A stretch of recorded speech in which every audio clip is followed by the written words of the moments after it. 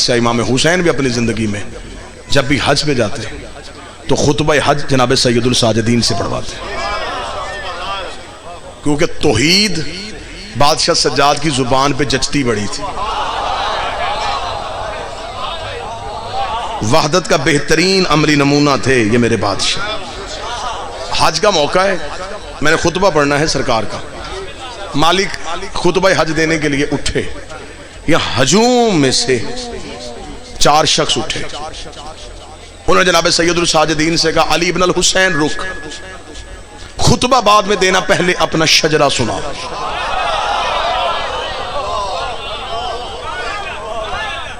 مولا سجاد کے رخ رحمت پہ سرخی آئی، صحیفہ رحمت جلالت میں بدلا، محمد فوراً علی ہوا۔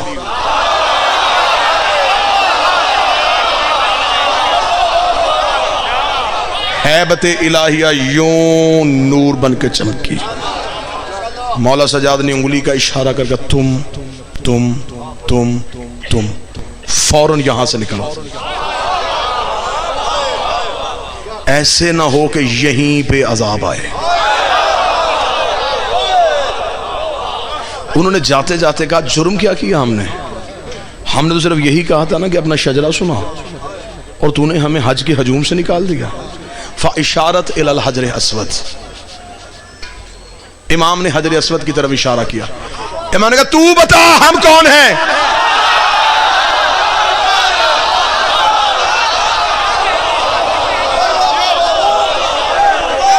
حجر اسود نے پھر خطبہ دیا، اس خطبے کو تاریخ میں کہتے ہیں خطبہ ابیض، سفید خطبہ۔ مشہد چلے جاؤ نا میرے بادشاہ امام رضا بادشاہ کے حرم میں، تو وہاں پہ جو اردو زائرین کے لیے کمرہ وقف ہے، تو وہاں پہ جو مولوی بیٹھا اسے جا کے نا خطبہ ابیض کہاں ملے گا، وہ پیچھے الماری کی طرف اشارہ کر کے یہ 350-400 جو کتاب پڑھی ہے نا، یہ اسی خطبے کی شرح میں لکھی ہے۔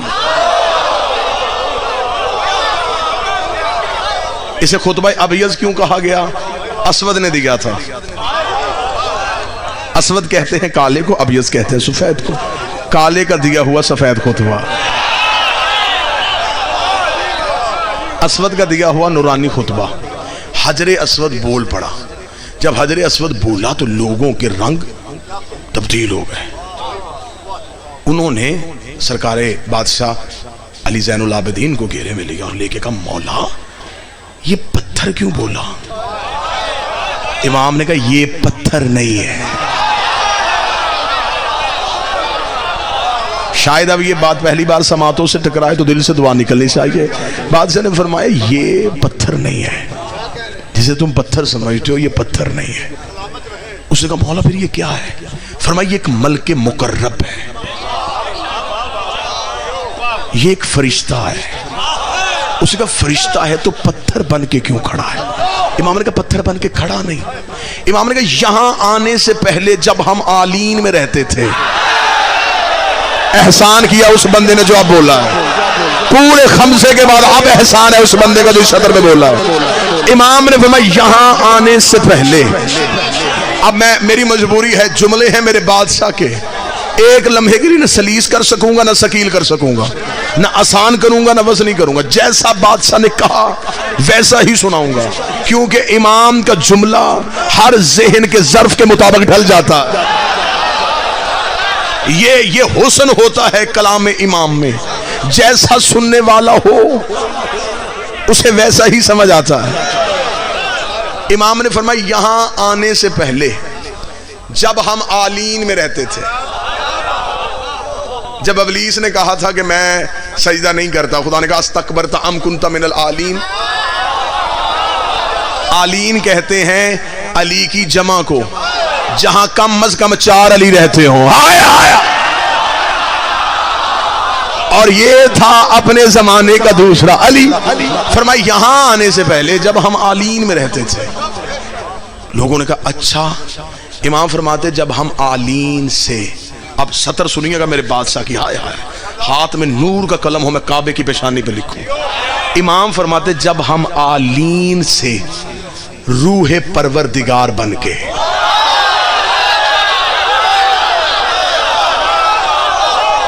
جب ہم فائزہ سویتہ ونفخت فیہ من روحی، جب ہم نے آدم میں اپنی روح پھونکی. مولا فرماتے جب ہم آلین سے روح پروردگار بن کے صلب آدم میں آئے، ہم آلین سے روح پروردگار کی صورت میں صلب آدم میں آئے، تو یہ ملک مقرب جب ہم آلین میں رہتے تھے یہ ہمارے دروازے کا پہرے دار تھا. جب ہم صلب آدم میں آئے تو یہ ہماری جدائی میں رویا. خدا نے کہا جنت میں روتا ہے؟ اس نے کہا میری جنت یہ نہیں، میری جنت یہ نہیں، میری جنت تھی ان کی نوکری جنہیں تو نے روح پروردگار بنا کے صلب آدم میں منتقل کیا. مولا فرماتے ہیں کہ خدا نے پھر اس ملک مقرب سے کہا کیا چاہتا ہے؟ اس نے کہا جہاں یہ جائیں گے میں وہاں جانا چاہتا ہوں. خدا نے اس ملک مقرب کو ایک سفید موتی میں ڈالا، اور جب حضرت آدم کو زمین پہ اتارا تو یہ متفقل ہے اب کہ حضرت آدم کو آدھی رات کے وقت اتارا گیا تھا، زمین پہ اس وقت آدھی رات تھی. تو یہ موتی جو ہے نا، یہ فرشتہ اب یہ موتی بن گیا ہے، یہ آدم کے ہاتھ میں دیا گیا. آدم اس کے نور کی روشنی میں،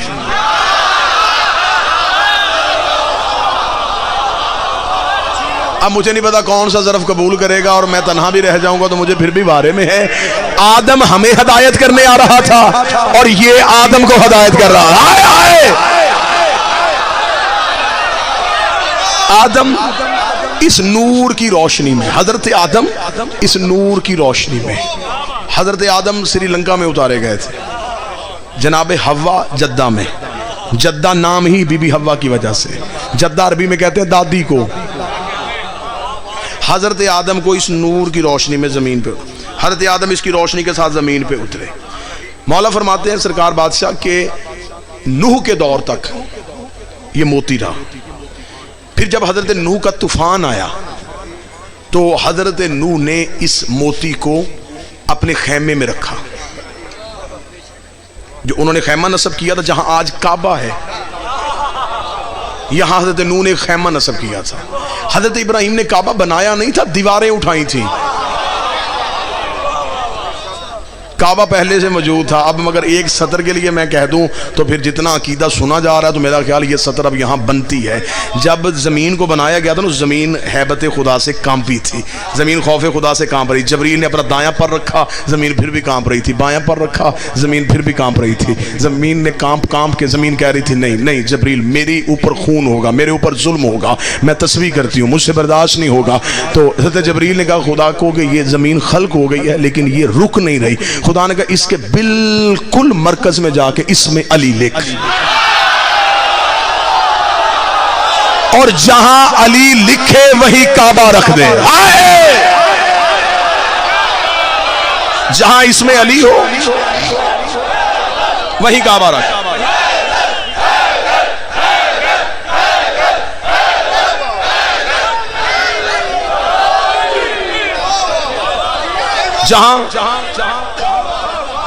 جہاں اس میں علی لکھے.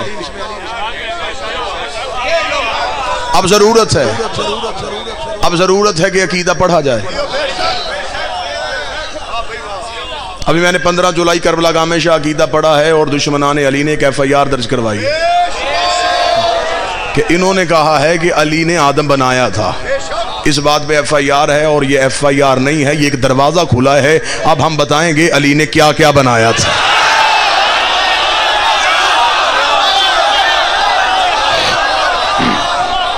بس دعا ہے مالک سے کہ مالک علی مولا علی مولا. بسم اللہ مولا علی، بسم اللہ.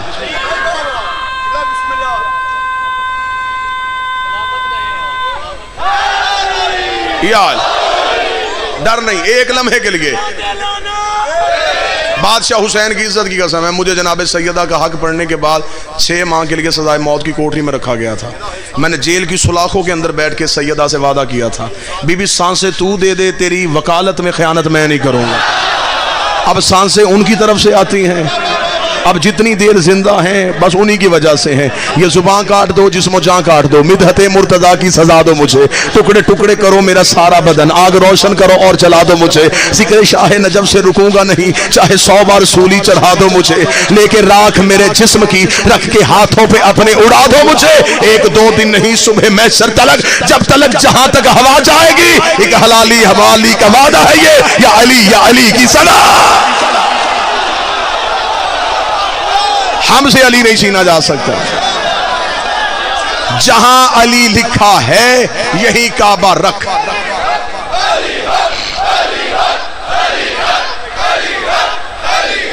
بسم اللہ سرکار بسم اللہ. آپ جی ہیں زندہ و سلامت.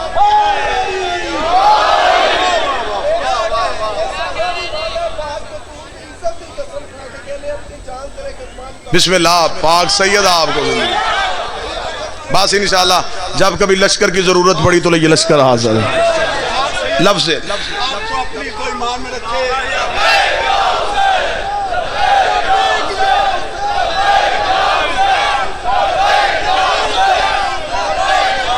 بسم اللہ آپ زندہ و سلامت.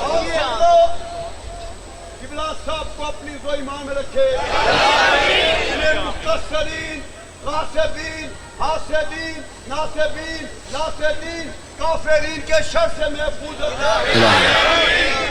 سلامتی کے لیے اتنا بلند نعرہ لگائے کہ جہاں بھی ان کا دشمن آباد ہے وہ وہی تباہ و برباد ہو جائے. اور نعرہ اتنا بڑا لانا چاہیے جتنا قبلہ سے پیار کرتے ہیں اچھا بار کے آپ کی بارگاہ میں نعرہ جا رہے ہیں اور یہ نعرہ قبلہ کی حفاظت بن کے آئے گا.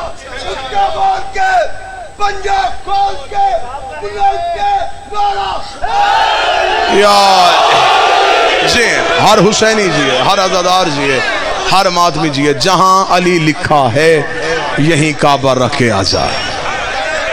جناب نوح کے دور تک یہ سفید موتی کی صورت میں رہا.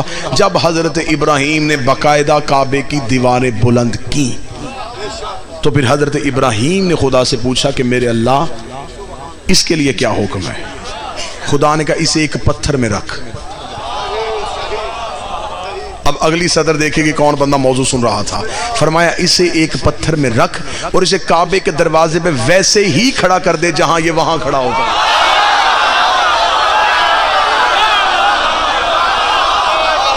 اسے کعبے کے دروازے پہ بالکل ویسے ہی کھڑا کر دے. کعبے کے دروازے پہ حجر اسود کعبے کی دیوار پہ نہیں ہے کعبے کے باہر کھڑا ہے. بالکل ویسے ہی کھڑا ہے جیسے وہاں پہرے دار بن کے کھڑا ہوتا تھا. لوگوں نے دیکھے کہا اچھا مولا تو یہ ملک مقرب ہے. اچھا تو یہ اس لیے کعبے کے دروازے پہ کھڑا ہے تو مالک اس کی ڈیوٹی کیا ہے یہ کرتا کیا ہے.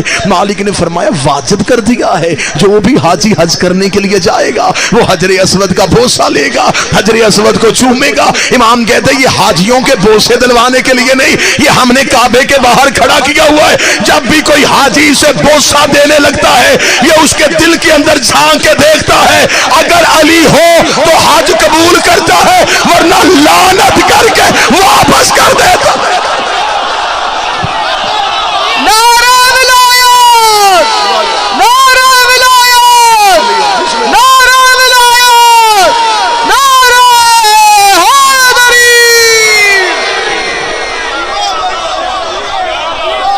یہ دلوں کے اندر جھانکتا ہے.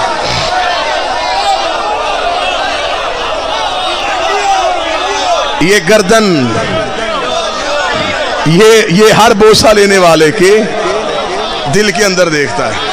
اچھا جو دور سے گزرتے ہیں نا اس سے بچ کے جو دور سے گزرتے ہیں معافی یہ انہیں بھی نہیں دیتا. وہ بھی جب اس کے سامنے آتے ہیں نا تو ہاتھ بڑھا کے اس کی طرف یہ فنگر بھی سکین کر لیتا ہے.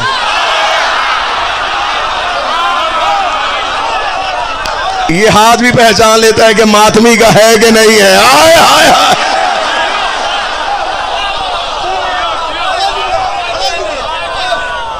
حجاج کرام حج سے واپس آئے، انہوں نے کوئی حجر اسود کو بوسہ دیا، وہ کہتے رش ہی بڑا تھا، پھر کیا کیا؟ اس نے کہا وہاں جو معلم کھڑا تھا، ہم نے اس سے پوچھا کہ حجر اسود کو بوسہ دے سکتے؟ اس نے کہا پھر بھی کوئی بات نہیں، جب تم حجر اسود کے سامنے سے گزرو اپنے دائیں ہاتھ کو حجر اسود کی جانب کرنا، پھر اپنی ہتھیلی کو حجر اسود سمجھ کے، اپنی ہتھیلی کو حجر اسود سمجھ کے چومنا۔ مولوی صاحب چوما ہاتھ تھا، ثواب حجر اسود کا کیسے ہو گیا؟ اس نے کہا چوما ہاتھ تھا، ذہن میں ہمیں حجر اسود تھا، چوما ہاتھ تھا ذہن میں حجر اسود تھا، ہم چومتے تعزیہ ہے، ذہن میں روضہ حسین ہوتا۔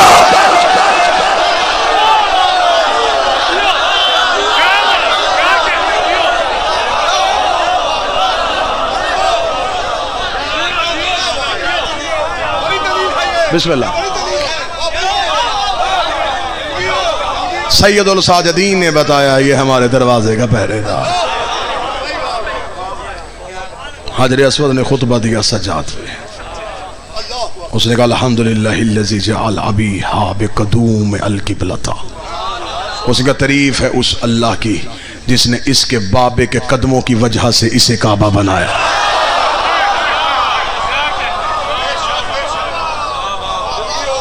تفصیلی خطبہ ہے، تفصیلی خطبہ ہے، 2 یا 3 صدریں سن لینا عقیدے والے بندوں کے لیے۔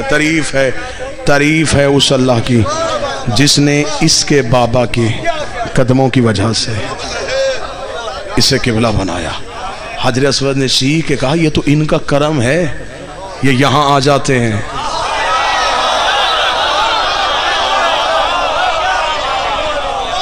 ورنہ یہ جہاں ہوتے کعبہ چل کے وہاں آتے۔ اور تاریخ کی کتابوں نے لکھا ہے جب حسین مولا نے احرام توڑے تھے تو کعبہ بنیادوں سے چلا تھا۔ حسین پلٹ کے واپس اور کعبے کی دیوار پہ آتا کہ رک، تیری حرمت کے لیے حسین جا رہا ہے، تیری عزت کے لیے حسین جا رہا ہے۔